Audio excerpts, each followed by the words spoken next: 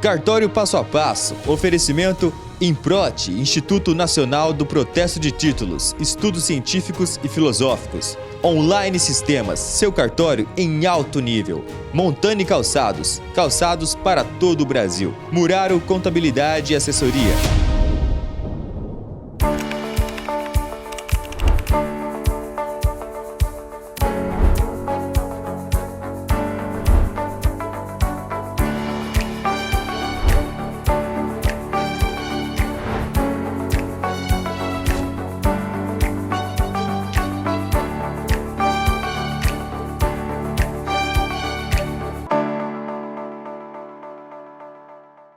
Olá, tudo bem? Que alegria estar aqui mais uma vez, iniciando o programa Cartório Passo a Passo, com oferecimento do Improte, você já conhece, não é mesmo? Instituto Nacional de Protesto. E eu sempre trago notícias relevantes sobre o ecossistema cartorial. E hoje, claro, não poderia ser diferente. Notícias que vão impactar a vida de muita gente, vai impactar a sua vida, a sua família e os seus negócios, tá bom? Olha só. STF decide que planos de previdência privada olha só, você escutou direitinho, não devem ser tributados pelo ITCMD, é isso mesmo, acabou a discussão. E outra bem impactante também, sem registro no cartório, alienação fiduciária não produz efeitos. Esse aqui é um caso prático que você pode aprender, é isso mesmo. STJ estabelece que o ITCMD deve ser calculado sobre a base de cálculo do valor do imóvel. Isso eu estou me referindo às holdings familiares. Esse assunto vai render pano para manga, você vai ver, porque tem muita gente usando holding como uma forma de escapar do tributo no inventário. Vamos lá. O que mais? Gente, o treinamento intensivo de inventário extrajudicial foi lindo, foi maravilhoso. Eu vou mostrar algumas imagens para vocês aqui hoje e também os próximos cursos.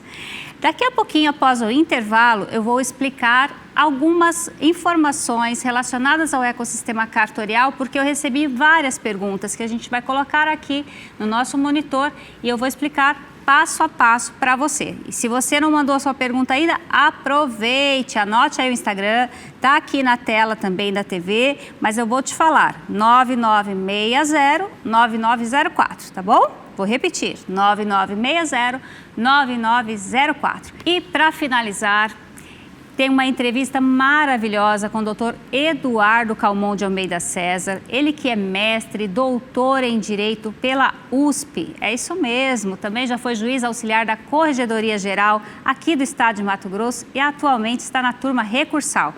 E claro, tem uma bagagem fenomenal para compartilhar com todos nós. Então fique ligado, pega lá papel e caneta que eu volto já já, você já sabe, né? Cartório e você, tudo a ver.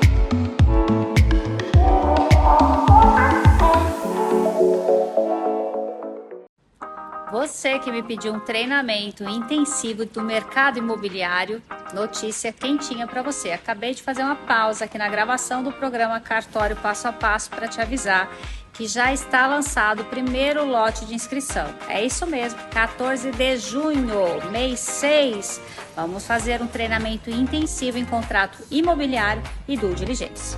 E é claro, você não pode perder, não é mesmo? Porque o seu concorrente vai estar lá, pode ter certeza. Então já aproveite e reserve com o menor preço.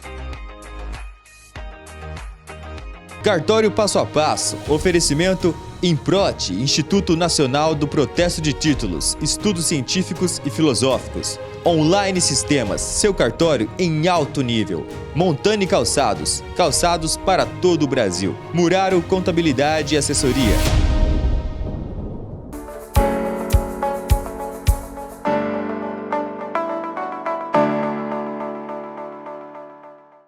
Vamos lá começar esse programa com muita energia e informação útil para você.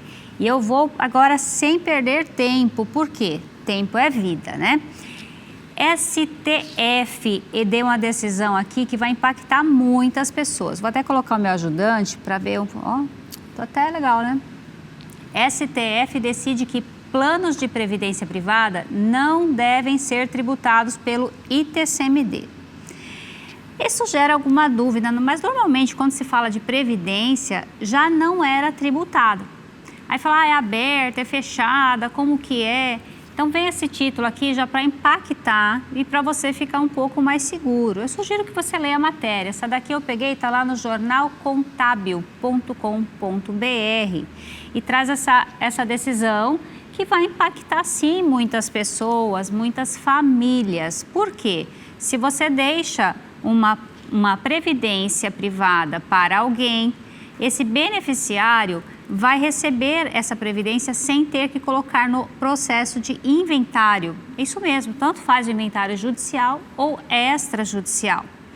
E faz toda a diferença, porque esse bem é exclusivo de quem tiver sido indicado como beneficiário. Ele não vai partilhar com nenhum herdeiro, nem com meeiro. É uma exceção aqui. E aí, levantar esse questionamento se haveria ou não incidência do ITCMD. Lembra o que significa essa sigla? Imposto de transmissão, causa mortes, que significa quando alguém morre, e doação. O que tem a ver a doação? Quando você faz a doação de algum bem, também incide este tributo. Dependendo do valor, né? Porque aqui em Mato Grosso prevê uma faixa de isenção. Então, nas normas lá do ITCMD, se você olhar no site da Fazenda, tem lá uma possibilidade de isenção, dependendo do valor, tá? Inclusive, abordei esse assunto no meu treinamento intensivo desse final de semana, que foi de inventário extrajudicial. Então, o que você precisa gravar sobre este assunto? Previdência privada, não vai haver incidência do ITCMD. Então, para mim, nada mudou, mas tinha questionamento, então está resolvido aqui pelo STF. Se você não lembra, STF, Supremo Tribunal Federal. Essa daqui tem tudo a ver com cartório. Por quê? O título é o seguinte: sem registro em cartório, alienação fiduciária não produz efeito. Tá? Essa notícia é do dia 23 de março e está lá no site conjur.com.br. O que tem essa situação aqui? A pessoa comprou um imóvel, fez um contrato de alienação fiduciária. Você sabe que a alienação fiduciária é uma situação atípica que não exige escritura pública. É isso mesmo, a lei de alienação fiduciária permite que esse tipo de negociação seja feita por contrato particular. Porém, precisa ser registrado para poder valer. Então, aqui no caso concreto, o juiz da 4ª Unidade de Processamentos Judiciais e Varas Cíveis e Ambientais de Goiânia decidiu pelo cancelamento, né? Por quê? Porque não tinha sido registrado. Então, o mesmo princípio de que se você não registra uma escritura, não é dono, aqui também prevaleceu isso. Então, por que eu trago essa informação aqui para você? Além de saber que você não é obrigado a fazer por escritura pública, mas tem esse direito, se você quiser, você pode sim escolher fazer por escritura, porque as instituições financeiras, é claro que elas vão cobrar para fazer esse tipo de contrato. São contratos longos, minuciosos, de 20, 30 páginas. E tem um custo de advogado para elaboração. Então, você pode, inclusive, fazer uma cotação se esse serviço da instituição financeira está mais em conta ou muitas vezes é até mais caro que uma escritura pública, principalmente aqui no estado de Mato Grosso, que o teto é baixo, tá? Vale a pena você pesquisar isso. E se comprou, escritura e registra, tá bom? Próxima notícia aqui, deixa eu abrir. Essa daqui tem a ver com você que está prestando concurso, não importa a área, tá? É para ficar atento. Olha só, Justiça nega posse a concursado que não entregou a documentação no prazo exigido, sabia? Pois é, as pessoas acham que passar em concurso público é só conhecimento. Não é. E eu explico isso na minha mentoria também, porque é uma somatória de situações. Este aluno aqui, este não é meu aluno, tá? Se fosse, não teria acontecido. Ele deixou de entregar um documento. Essa matéria, deixa eu mostrar aqui, citar a fonte, mediajur.com.br, é do dia 23 de março, super recente, né? Dessa semana aqui, sempre uma notícia fresquinha para você. E aí ele entrou com mandado de segurança e perdeu. É isso mesmo. Então ele vai gastar com o advogado, perdeu o tempo e o indeferimento. Então a recomendação para você que vai prestar um concurso, seja para cartório, seja para juiz, promotor, para ensino médio, não importa. Você tem que ler o edital. Essa é a primeira dica. Tem prazos lá e você deve seguir. Eu mesma já tive uma inscrição definitiva indeferida porque eu deixei de entregar uma certidão. É isso mesmo. Já aprenda com o meu erro. Deixei de juntar uma certidão da Justiça Militar Estadual, na época lá no concurso da Bahia. Pois é. E aí a minha inscrição definitiva foi indeferida. Aprenda e arrume seus documentos antes. E esses concursos maiores, eles pedem certidão da sua vida pregressa todinha. O que é vida pregressa? A parte que já passou, desde onde você completou 18 anos. Se você mudou muitas vezes de todos esses locais que você passou, você vai ter que apresentar certidão, sim, é a exigência, tá? Então, regra para todo mundo, fique atento aí, para você não perder esta oportunidade, né? Notícia sobre imposto sobre herança. Você sabe que tem repercutido muito esse assunto, mas sabe o que eu reparei? Não vai mudar muito aqui no estado de Mato Grosso. Que estão falando, a alíquota progressiva, agora vai de 2% a 8% e não sei o quê. Mas aqui em Mato Grosso já é assim. Você sabia disso? Não? Então o cartório passo a passo já está te informando que se for nessa medida aqui, nada vai mudar para você aqui de Mato Grosso. Porque aqui a gente já tem uma faixa de isenção, tem uma faixa de valor que é até 2%, depois 4% e vai até 8%. E de fato, em alguns países, essa alíquota é bem maior, ela pode ser bem maior. Por que é tão alta? Quando a parte não deixa um testamento, não deixa definido o que fazer com os bens, aí vira uma briga danada, é processo judicial que demora anos. E é por isso que eles forçam você já a se prevenir, fazer um planejamento sucessório colocando uma alíquota muito alta de tributo. E você não precisa passar por isso. Então aqui o que eu vejo nessa matéria, esse site é o capitalist.com.br, mas tem vários que estão replicando as matérias. Então fala que o imposto sobre herança mudou e o novo ajuste pode impactar o seu bolso. Dependendo do estado que você estiver, realmente pode impactar. Se você tinha uma alíquota de 2% apenas ou de 4%, né? Pode ser que impacte no seu bolso. Eu achei interessante que essa matéria aqui, ela trouxe também uma comparação com o internacional, né, com alguns países, como é que funciona, qual é a alíquota, por exemplo, na Alemanha, nos Estados Unidos, e também trouxe algumas estratégias de como evitar isso. O que você pode fazer para evitar isso? E você, o que você pode fazer para evitar? Olha, uma possibilidade é consultar um advogado e fazer um planejamento sucessório. Se você não quer gastar com advogado ou acha que não precisa, tem poucos bens, uma solução é fazer a doação em vida, tá? E aí você pode reservar, inclusive, o usufruto para você. Lembra o que é usufruto? Vou relembrar para você. Você tem o direito de usar e fruir. O que é isso? Você pode tanto morar no imóvel ou você pode alugar. E aí o aluguel são os frutos, ou arrendar, se for uma área rural, não importa, tá? Então você pode fazer essa doação em vida. E quando você partir desta, né? Aí consolida a propriedade no nome de quem você já doou. O que mais? Aqui nessa matéria fala também de holding familiar. E está uma moda falar de holding familiar como uma solução mirabolante, né? Para evitar pagar alíquotas altas de TCMD. Só que teve uma decisão aqui recente do STJ e eu vou compartilhar com você. Isso mesmo, porque o STJ já está visualizando essa situação e fala, peraí, está lesando o fisco e eu quero receber a minha parte.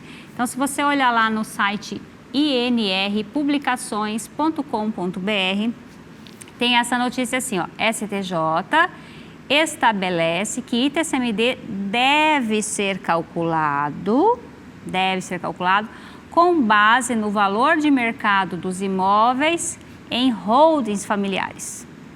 O que isso muda para você? Se você constitui uma holding e espera-se tributar sobre as cotas da empresa, essa interpretação aqui dessa decisão vem mudar. Vai falar, não, você está dizendo que as suas cotas valem 100, mas eu sei que seu patrimônio vale 500, eu quero receber sobre 500. E aí fica uma confusão, e a personalidade jurídica, o alcance disso ou não, mas é que nessas questões de holding familiar, já está claro no mercado que é uma forma de burlar o fisco. Né? Então, pode não ser todas as situações, mas aí teve essa decisão que vale a pena você dar uma lida antes de tomar, né, essa iniciativa de constituir uma holding familiar para fugir da alíquota de ITCMD. Gostou? Acrescentei algo novo para você, para sua vida? Alguma informação relevante? Eu espero que sim.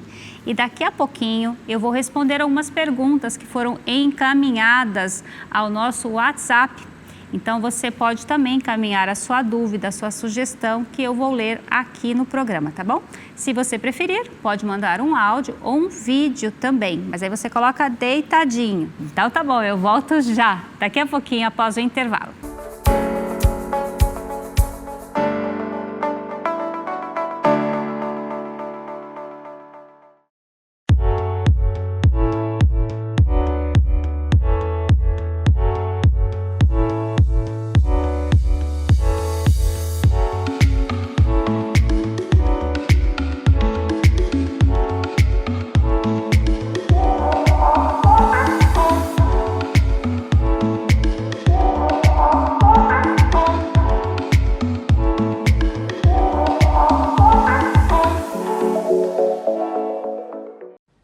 Você que me pediu um treinamento intensivo do mercado imobiliário, notícia quentinha para você. Acabei de fazer uma pausa aqui na gravação do programa Cartório Passo a Passo para te avisar que já está lançado o primeiro lote de inscrição. É isso mesmo, 14 de junho, mês 6, vamos fazer um treinamento intensivo em contrato imobiliário e due diligence. E é claro, você não pode perder, não é mesmo? Porque o seu concorrente vai estar lá, pode ter certeza. Então já aproveite e reserve com o menor preço. Cartório Passo a Passo, oferecimento Improte, Instituto Nacional do Protesto de Títulos, Estudos Científicos e Filosóficos. Online Sistemas, seu cartório em alto nível. Montani Calçados, calçados para todo o Brasil. Muraro Contabilidade e Assessoria.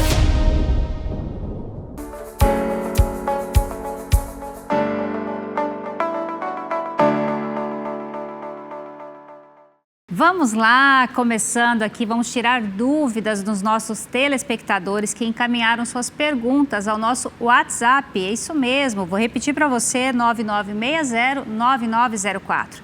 E este momento aqui é um oferecimento do Improte, tá bom? Improte, que é o Instituto Nacional de Protesto de Títulos. É uma organização sem fins lucrativos, dedicado à inclusão social e ao desenvolvimento humano. Também é uma forma de conectar a atividade de protesto de títulos com estudos científicos e filosóficos, destacando compromisso com a ética, justiça e inovação no campo jurídico e econômico.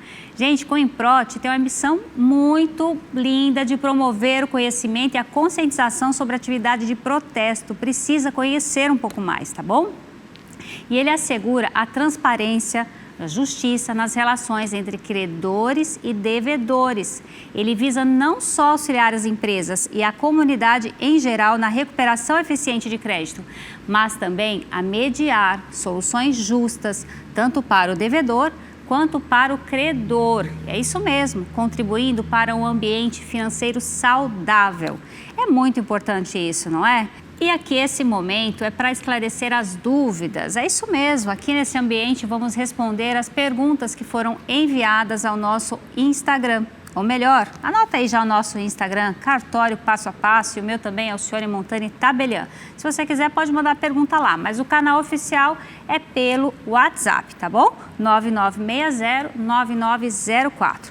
Então, eu vou responder algumas perguntas, mas eu já lhe adianto que aqui não dá para fazer consultoria. É isso mesmo. Tem situações que precisa analisar o seu caso mais profundo, precisa de mais informações. E é melhor você consultar um advogado, tá bom? Vamos lá, primeira pergunta de hoje. Olha só. Quando você mandar a sua pergunta, já vai receber essa mensagem aqui de bem-vinda ao WhatsApp do programa Cartório Passo a Passo. Muito fofo, não é mesmo? Então, a primeira pergunta é bem curtinha. Gostaria de saber se tenho alguma dívida no meu nome. É pequena a pergunta, mas é bem interessante. Você quer saber se tem dívida no seu nome? Tem algumas possibilidades. Você pode pedir a expedição de uma certidão de protesto. Se porventura o seu nome estiver protestado, vai aparecer. E aí tem questão de competência territorial. Você não colocou aqui de qual cidade você é, então você pode pedir da cidade que você mora. É um bom começo. Você também pode pedir certidões atualizadas, pode ser de processo, tá? Processo de conhecimento, saber se alguém está te cobrando judicialmente também é uma boa possibilidade. Dá para você começar por aqui. Eu espero que não esteja devendo ninguém. Vamos lá, próxima pergunta, por favor. Quero me divorciar, vivo junto há 14 anos. Divorcia não, menino, para com isso. Vivo junto há 14 anos com cônjuge e sou casada na comunhão parcial há 4 anos. Porém, temos uma casa na qual não tem escritura, só um documento de compra e venda do terreno. Tenho um filho de 8 anos. A casa foi doada pelos sogros. Tenho o direito de ficar na casa. O ex-marido saiu sem levar nada e me deixou com o filho. Nossa! Meu ex-esposo tem 2 filhos fora do casamento, uma de 24 anos, outro de 19. Quando questionado com os sogros, eles me falaram que a casa é dos filhos. O comprovante de compra e venda ainda é no nome da mãe do ex-marido. Ainda moro na casa deles. Podem me tirar dela? Eita! Gente, vocês querem uma resposta pronta, né? Numa situação assim, tem várias perguntas para se fazer, mas de forma mais objetiva, porque aqui no programa não dá para esticar tanto assim, eu vou te responder, tá? Aqui você trouxe a informação de que são casados ou vivem juntos há 14 anos, porém o casamento na comunhão parcial há 4 anos e que este imóvel foi doado. Se ele foi doado por escritura pública, se tiver uma cláusula de incomunicabilidade, você não terá direito, tá? Você pode estar morando aí, mas sim você pode ser obrigado a desocupar. Se porventura não foi feita uma escritura de doação, talvez você consiga de alguma forma, mas quando é comunhão parcial, presume-se na aquisição da constância. Se vocês estavam vivendo antes em união estável, quando vocês ganharam esse imóvel, se não tiver documento, fica difícil de provar, né? Então, aí você vai ter que demandar em juízo para juntar esses documentos, provar que a aquisição foi nesse período. Mas se aqui você está me dizendo já que é doação, no regime da comunhão parcial, doação não partilha, tá? Então, tem várias peculiaridades no seu caso que fica difícil de trazer uma resposta pronta. A questão de ter filhos ou não, no divórcio não importa.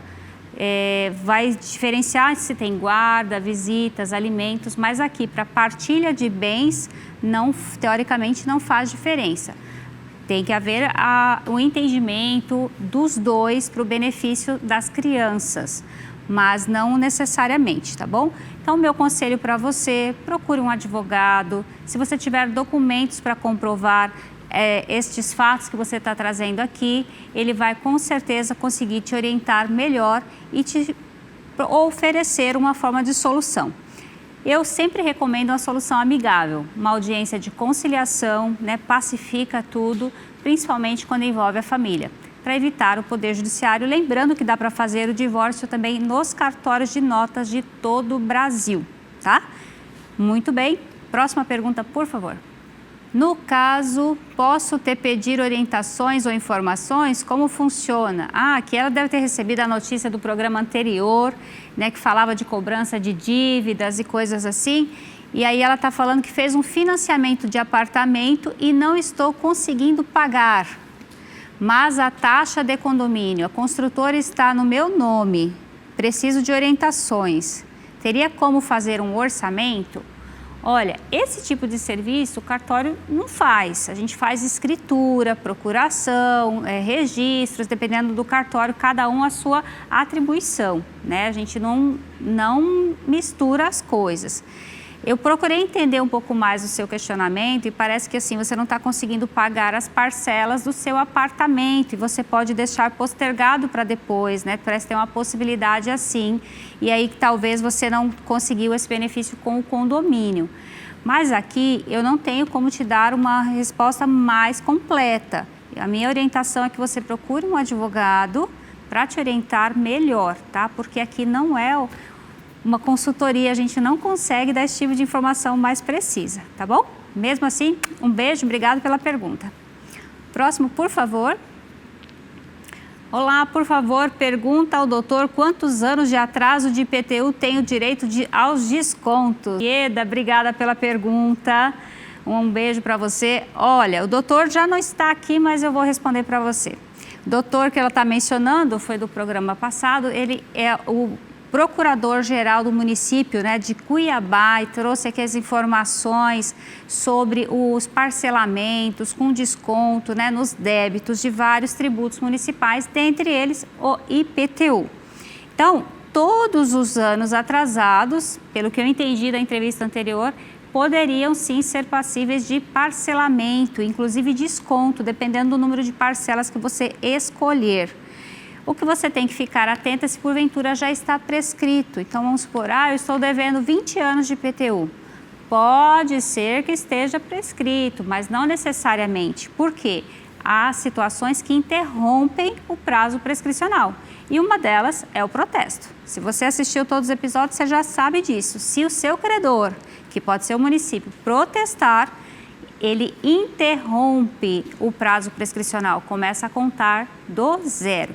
Então, a minha sugestão para você, procure o município de onde você estiver, né, onde é o imóvel que você está falando do IPTU, para se informar melhor e aproveita que eu acredito que ainda está com prazo de desconto e parcelamento de dívidas, tá bom? Temos mais perguntas? Acabo de ver a resposta no seu programa. Olha só, que legal.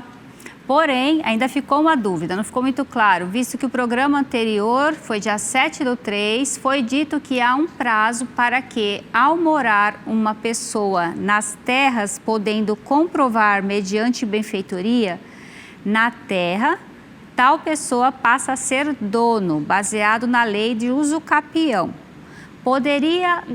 Por isso, gostaria de saber se ainda tenho o direito sobre as terras ou já perdi, devido ao meu irmão morar uns 27 anos nas terras. O meu irmão já comprou a parte dos meus irmãos, sem o meu consentimento. Essas questões de família são difíceis, né? Olha, eu vou tentar explicar o melhor possível aqui para você. Eu lembro dessa pergunta do programa anterior. Vocês não fizeram inventário no tempo devido, já se passaram 27 anos e um irmão seu está ocupando o único imóvel, tá? Foi isso que eu entendi. E que os outros irmãos, inclusive, já venderam os quinhões deles, né, para o seu irmão que está na posse. Para eu te dizer se você já perdeu, é complicado, porque tem muitas situações que podem, de repente, interromper essa prescrição.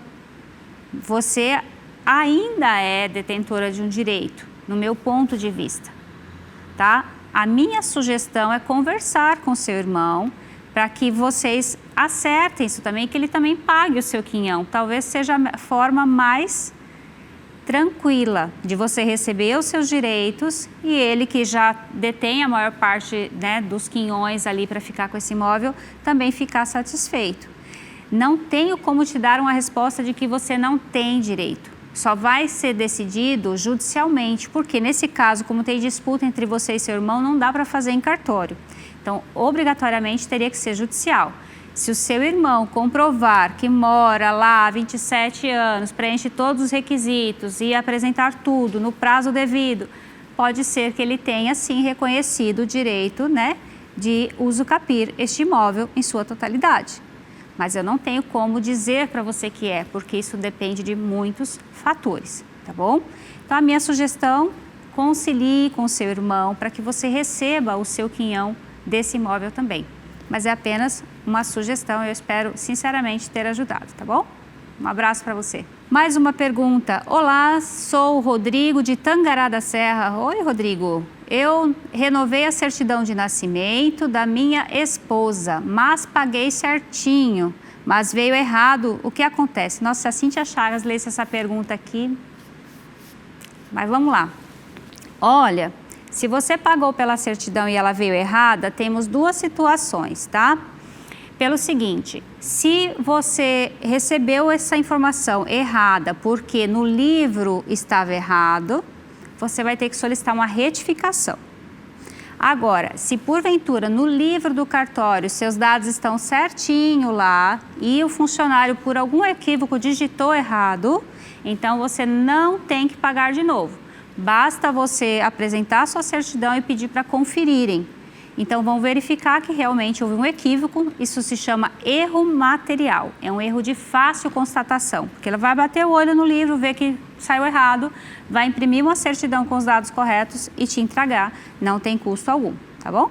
Lembrando, se você mudou de nome depois, não averbou, pode ser outra situação para pedir a retificação e aí pode não se enquadrar no caso de gratuidade. Tá bom? Finalizamos por hoje. Eu agradeço a todos vocês que enviaram as suas perguntas. Espero ter contribuído de alguma forma para o seu esclarecimento.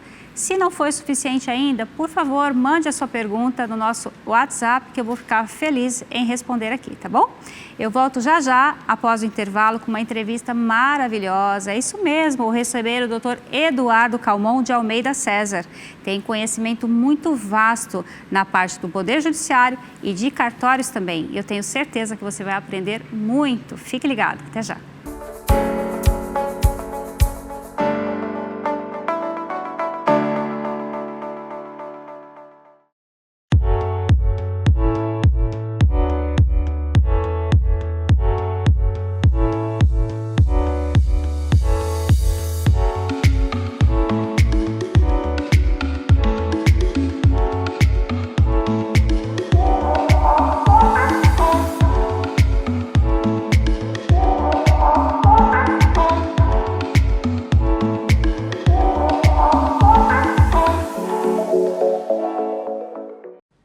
Você que me pediu um treinamento intensivo do mercado imobiliário, notícia quentinha para você. Acabei de fazer uma pausa aqui na gravação do programa Cartório Passo a Passo para te avisar que já está lançado o primeiro lote de inscrição. É isso mesmo, 14 de junho, mês 6.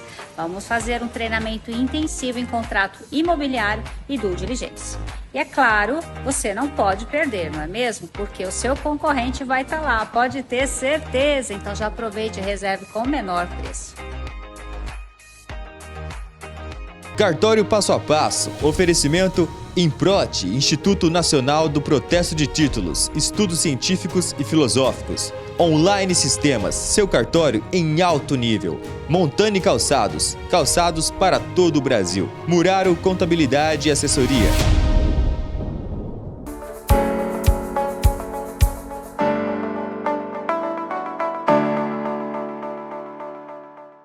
E agora, o momento mais aguardado, eu tenho a alegria e a honra de receber aqui o doutor Eduardo Calmon de Almeida César.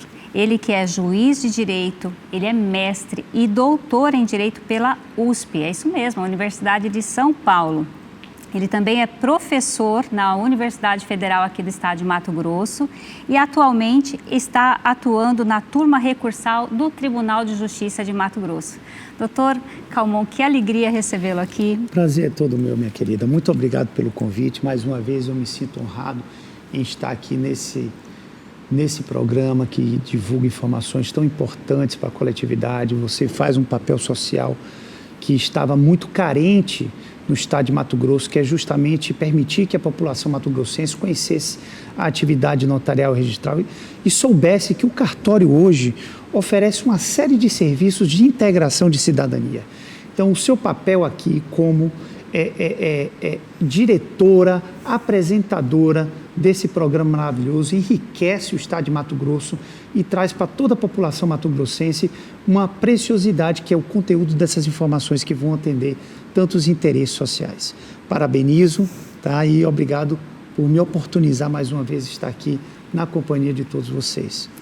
Nossa, gente, que emoção já começando essa entrevista. Obrigada, que alegria, é uma honra ouvir isso. Eu sei do profissionalismo do senhor, o senhor que já atuou como juiz auxiliar da corregedoria, né, fiscalizando os cartórios, e receber esse elogio é muito significativo para mim, muito mesmo. Obrigada. Mas, gente, aí de casa, vamos conhecer um pouquinho mais sobre esse professor, doutor de Direito e homem humano, pai também, esposo, né? Tantas atribuições. E hoje vamos conversar sobre a relação do Poder Judiciário com os cartórios extrajudiciais. Doutor, para começar, como foi sua experiência como juiz auxiliar da Corregedoria Geral aqui do estado de Mato Grosso? Pois então, foram 4 anos bastante proveitosos, né? Eu confesso que a matéria Direito Notarial Registral não é uma matéria muito afeta à magistratura. Por quê? Porque não é uma matéria que faz parte da grade curricular de uma faculdade de Direito. Agora, algumas faculdades de Direito, como é o caso da Universidade Federal, está incluindo optativamente aos seus alunos essa disciplina notarial registral. Então, o Direito Notarial Registral foi um ramo do direito que não é muito afeto aos ingressantes da magistratura. Por quê? Porque nos seus concursos não lhe é exigido a especificidade que é exigida uma atividade notarial registral. Mas aí eu lhe pergunto, como é que você, Poder Judiciário, pode fiscalizar uma atividade da qual você não conhece? Né?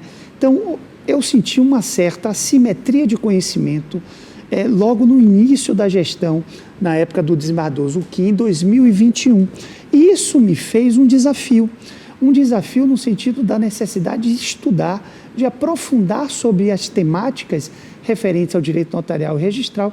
E aí, após esses anos pelos quais eu permaneci na qualidade de juiz auxiliar, me permitiu ter um diálogo mais técnico, um diálogo mais racional, no sentido de atingimento do que efetivamente a população mato-grossense precisava. Então foi nesse sentido que foi bastante enriquecedor para mim o exercício dessa atividade na corregedoria. Que maravilha. Explica para o pessoal de casa como funciona o papel, né, de fiscalizador do Tribunal de Justiça com os cartórios, por favor.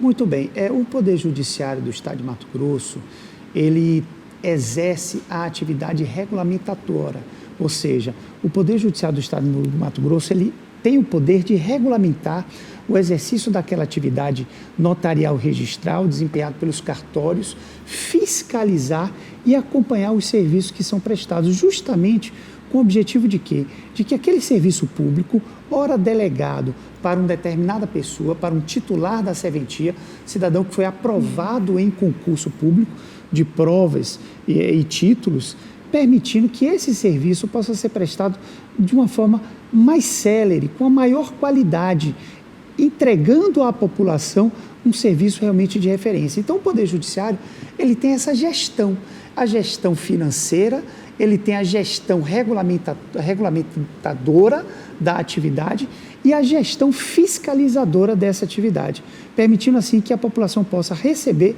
um serviço de qualidade. E o senhor foi muito atuante, né? Eu acompanhei de perto algumas ações, eu parabenizo. Teve o evento Solo Seguro, teve diversos, né? Nem consigo lembrar mas a Corregedoria tem atuado de uma forma mais humana também, né? Quais ações o senhor gostaria de mencionar aqui que foram realizadas, que merecem destaques durante a gestão do senhor? Pois é, foram muitas atividades mesmo, muitas demandas do próprio Conselho Nacional de Justiça, que tem uma política nacional, né, de aprimoramento da função notarial registral, mas também houve muitas demandas internas, demandas nas quais a Corregedoria percebia a necessidade de atuar e assim procedia. Agora, uma coisa, Alcione, é bom deixar registrado e consignado aqui, que nada disso seria possível se não tivesse a força de vontade, a capacidade e a técnica de todos os titulares e interinos existentes no estado de Mato Grosso, né?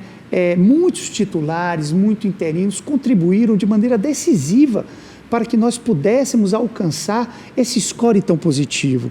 E aí eu lhe digo, não também apenas os titulares e os interinos, mas diversos órgãos parceiros, como a Politec, o Ministério Público, a Defensoria Pública, ou seja, seria injusto eu citar aqui, porque eu certamente esqueceria. Foram tantos, a Ordem dos Advogados, ou seja, tantos órgãos nesse período de 4 anos que se deram os braços, se entregaram, né, e permitiram que houvesse essa revolução da atividade extrajudicial. Isso também adveio em razão da finalização do tão esperado concurso de 2013, que finalizou exatamente em março de 2021, no início da gestão do corregedor da época, o desembargador Zucchim. Ele começou em janeiro, em março entrou uma leva de titulares recém-aprovados, entre eles a nossa querida Alcione, né?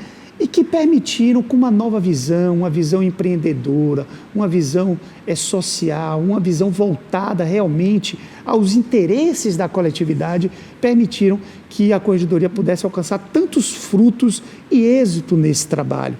Então, nada se faz sozinho.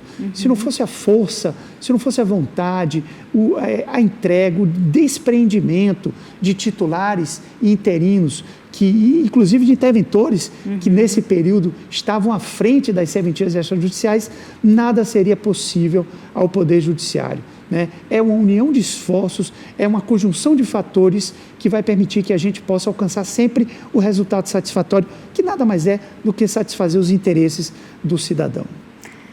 Eu assino embaixo, doutor. Realmente, ninguém faz nada sozinho, mas precisa ter gestores com visão, né, e fazer as coisas acontecer, tomar iniciativa para que outras oportunidades surjam, né? O programa também é uma iniciativa dessa natureza. E eu também concordo que o início do exercício dos novos concursados trouxe também essa visão, né, de empreendedorismo, de mudança, de inovação que espalhou pelo estado todo. Tem muito por se fazer ainda, né, mas a gente vai caminhando passo a passo. Doutor, tem vindo vários atos que eram exclusivos do Poder Judiciário, estão vindo para o Extra. Um exemplo da uso capião, né, extrajudicial, que já é um sucesso, né? E como o senhor vê essa repercussão, saindo do Poder Judiciário este serviço e sendo agora, acredito que a maioria já no extrajudicial? Eu acho bastante positivo. A extrajudicialização, eu acho bastante positiva. O Judiciário, infelizmente, não consegue mais atender todas as demandas que lhe são propostas no prazo esperado pelo cidadão, né? Pensando-se na vida útil daquele cidadão, o Judiciário ele precisa fazer, às vezes, no sentido de se empenhar, mas muitas delas, infelizmente, não decorrem da vontade do Judiciário em ser mais moroso ou menos moroso. Nós temos uma série de limitações. Nós temos limitações de pessoal, nós temos limitação orçamentária, nós temos uma série de limitações. E uma das alternativas que o Congresso Nacional viu, diante da qualificação técnica formada, veja, isso acontece pós-88. Essa ideia de desjudicializar, de retirar do judiciário e passar para a atividade extrajudicial, ela vem exatamente com a Constituição de 88, em que exige que o ingresso nessa atividade seja da mesma forma do ingresso na magistratura. Então, o que eu lhe pergunto, há diferença hoje entre um magistrado e um titular de uma serventia? Absolutamente nenhuma. ambos têm a mesma capacidade técnica para desempenhar o trabalho no qual ele foi investido. Então, sendo essas matérias afetas e próprias, sendo passível de retirar do Poder Judiciário e passar para a atividade extrajudicial, eu não vejo absolutamente nenhum prejuízo. Pelo contrário, eu vejo uma grande oportunidade de a gente melhorar e ampliar o acesso de serviços ao cidadão. E lembrando uma coisa, é muito importante, porque junto com essa desjudicialização, extrajudicialização, vem exatamente a responsabilidade. Por quê? Porque as serventias que recebem essa atividade em forma delegativa, elas precisam necessariamente se aperfeiçoarem, se equiparem, investirem na qualidade do material humano para que não ocorra o que aconteceu no Poder Judiciário. Né? A questão da morosidade, porque a ideia é você retira do Poder Judiciário para garantir o quê? Uma celeridade, presumindo-se a mesma competência técnica entre os dois órgãos, o órgão judicial e o órgão extrajudicial. Mas se o órgão extrajudicial não investir naquela atividade que agora está recebendo, não capacitar, logo estará na mesma situação de falência em termos de celeridade do que aconteceu com o Poder Judiciário. Então, isso é muito importante. Então, na medida em que a desjudicialização ela cresce, na medida em que as serventias extrajudiciais passam a desempenhar atividades que antes eram propriamente do Poder Judiciário, elas precisam simultaneamente se equiparem, se qualificarem, se prepararem para o conjunto de demandas que virá. Né? Sim. O tabelião concursado tem essa liberdade de gestão. Quando ele é interino, fica um pouco mais restrito com relação à normatização que nós temos hoje, né? Que recomendação que o senhor daria para um tabelião interino que tem essa demanda, mas muitas vezes não consegue dar conta por conta das restrições administrativas? Um bom plano de trabalho, né? O planejamento é uma das peças mais importantes de uma boa gestão pública. Né? O que envolve o planejamento? O planejamento envolve uma previsibilidade do que você vai precisar fazer para uma atividade futura. Então, na medida em que você está recebendo uma nova atividade, preciso planejar como que essa atividade vai ser executada. Então, vamos imaginar um exemplo objetivo e concreto. Se eu estou recebendo uma atividade, eu tenho 2 funcionários e aquela atividade me causa um embaraço em termos de celeridade no meu trabalho, eu preciso fazer uma projeção de quantos funcionários eu vou precisar daqui a 6 meses, daqui a 9 meses, daqui a 12 meses, justamente para que, com base num plano de trabalho detalhado, eu possa solicitar à corregedoria o deferimento de medidas, seja a contratação de novos funcionários, seja a aquisição de equipamentos, já prevendo o que pode vir no futuro. Por quê? Porque o que eu percebia na corregedoria, os requerimentos eles vinham na medida da necessidade. E a corregedoria, por mais que ela seja eficiente, por mais que ela tenha um conjunto de servidores vocacionados, direcionados a essa atividade, ainda assim é insuficiente para atender o número da demanda. O número da demanda que vai para a corregedoria na parte do extrajudicial é muito grande, e não são demandas absolutamente simples. Tem questões simples e tem questões complexas, só que isso cai num bolo. Até você triar, até você identificar o que acontece, o interesse já acabou perecendo.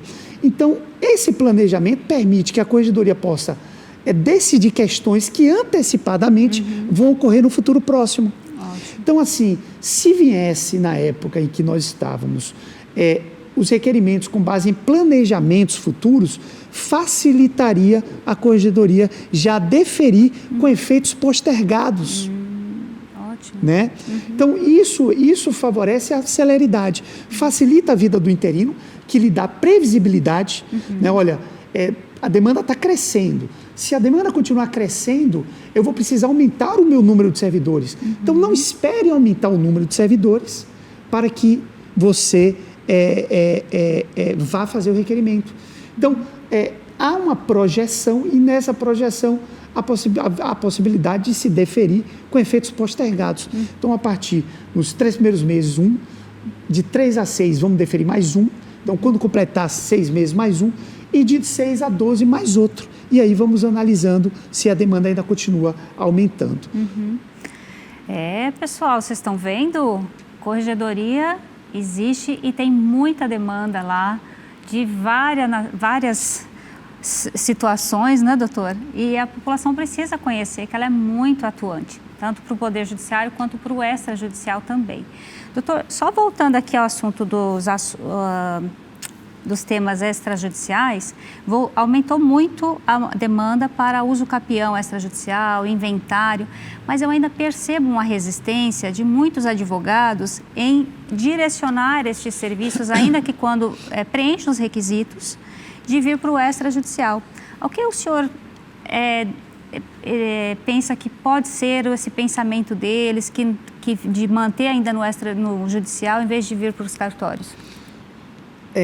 Pois isso realmente se percebe, né? Mas isso, na verdade, é fruto muito mais de um conhecimento do serviço prestado pela atividade extrajudicial do que propriamente uma desconfiança em termos de resultado, né?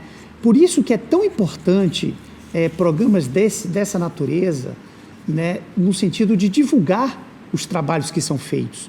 Estudos comparativos, isso poderia o INPROT fazer, a ANOREG ou qualquer outra associação, estudos comparativos de prazos. Quanto se gasta em média para a finalização de um inventário extrajudicial e quanto se gasta em média para a finalização num inventário judicial, né? Tabelas comparativas, eventos esclarecedores, palestras, workshops com a ordem dos advogados participando, para que eles possam entender e compreender a vantagem de ir para o extrajudicial, né? Então, isso precisa, na verdade, ser difundido mais, ter mais debates, ter mais palestras, para que a ordem dos advogados possa realmente perceber o grande nicho e a grande oportunidade que hoje o direito notarial e registral existe para a advocacia. Eu concordo com o seu entendimento, doutor. Tanto que eu percebi essa sede de conhecimento, porque eles não recebem essa orientação na faculdade, só se fizer uma especialização, mas para isso já tem que ter uma conexão, uma afinidade. E até comentava ainda há pouco sobre o treinamento, né, voltado para esse nicho, para orientar como é que funciona na prática, para perder esse medo, né? E, inclusive, eu quero convidá-lo a participar do próximo, se o senhor tiver disponibilidade, para conversar um pouquinho com esses advogados e contar da experiência do senhor. Porque eu acredito que trabalhando em conjunto, todos mostrando como o senhor disse, né, números comparativos, tem inclusive uma revista que chama Cartório em Números, que dá para ter essa noção também. Mas me fala um pouquinho agora, vamos mudar o assunto. O senhor está na outra atividade, turma recursal, como qual a diferença da sua atividade do dia a dia agora? A corregedoria, as atividades administrativas que o magistrado desempenha quando ele é designado, seja pela presidência, pela vice ou pela corregedoria, são atividades de natureza administrativa, não há poder jurisdicional, né, decisões de natureza definitiva, não há. Né, e são períodos passageiros. Né? Então, quando se encerra esse ciclo, a gente retorna para a nossa atividade jurisdicional. Né? A título de exemplo, eu comecei a minha atividade jurisdicional em Chapada dos Guimarães. Né? E depois eu fui sendo removido, promovido, e assim a carreira da magistratura. Né, até chegar em Cuiabá. E aí, em Cuiabá, eu fiz uma remoção, estava no crime organizado e removi para a vara da turma recursal, para a turma recursal. O que é a turma recursal? A turma recursal é a segunda instância do juizado especial. Então, qual é o papel da turma recursal? É analisar os recursos. No juizado não se chama apelação, chama recurso inominado, mas tem as mesmas consequências e os mesmos efeitos da apelação, mas lá não se chama apelação, Então chama recurso inominado. E esse recurso inominado, a depender do que for deduzido nessa peça recurso inominado, vai devolver à turma recursal a apreciação. Então, o nosso papel é rever as decisões proferidas pelos colegas que estão atuando no primeiro grau do juizado. Então, é uma tarefa muito difícil. Por quê? Porque os colegas, os magistrados de primeiro grau, decidem praticamente de uma forma impecável. Então, é muito difícil essa tarefa de você rever uma decisão de um colega seu da mesma hierarquia, né? Então, é preciso ter muita cautela, muito cuidado. São decisões definitivas das quais não cabe recurso para os tribunais superiores, em regra, só reclamação, né? Então, quer dizer, tem menos possibilidade do cidadão se valer das instâncias superiores do que a turma recursal. Porque, veja, vamos imaginar numa justiça comum. Eu entro lá com a petição inicial, vem o juiz, a parte contrária contesta, vem o juiz sentencia, julga improcedente. Eu apelo para o tribunal. O tribunal vai lá e mantém a decisão do juiz. Eu entro com recurso especial. Lá vai para o STJ e o STJ muda a decisão e me dá favorável. Vejam, eu tive 3 oportunidades de rever uma decisão que em tese era contrária a mim. Na turma recursal não existe isso. Na turma recursal, as decisões da turma são, em regra, definitivas. É a última das últimas instâncias. Nossa. Então, quer dizer, é uma responsabilidade muito grande. Por quê? Porque é você, efetivamente, que dá a última decisão naquele processo. Então, o compromisso de você modificar uma decisão de um colega já é algo bastante delicado, tá? Porque é um colega que tem o seu mesmo nível técnico, intelectual. Então, a modificação de uma decisão dessa já precisa ter muita cautela. Equívocos acontecem com todo mundo, né? Pode ser que o colega tenha se equivocado, como eu também já me equivoquei em diversas ocasiões. Então, o equívoco é da natureza. Agora, você, na qualidade de revisor, você precisa necessariamente ter uma acuidade, uma precisão, uma cautela muito maior, né? Porque é um direito de alguém. E esse direito de alguém não pode ser rifado. Esse direito de alguém não pode ser decidido de qualquer jeito. Ele precisa ser decidido como efetivamente tem que ser decidido. E que muitas vezes vai desagradar. Né? Mas, enfim. É louvável essa preocupação, né? Realmente. Gente, esse comentário foi uma aula. Para você que é profissional do direito ou acadêmico de direito, olha, você precisa revisar essa parte aqui dessa entrevista várias vezes. E o nosso tempo acabou, doutor, que pena. Gente, foi muito boa essa conversa, gostei bastante, mas temos que finalizar, infelizmente. Mas para você que chegou agora, saiba que vai ser reprisado, você pode acompanhar os dias e horários de reprise no Instagram, @Cartório Passo a Passo. E lá também no YouTube, @Cartório Passo a Passo, você pode assistir todos os episódios anteriores, é isso mesmo, tá bom? Mas fique ligado no Ao Vivo, na Rede TV Cidade Verde.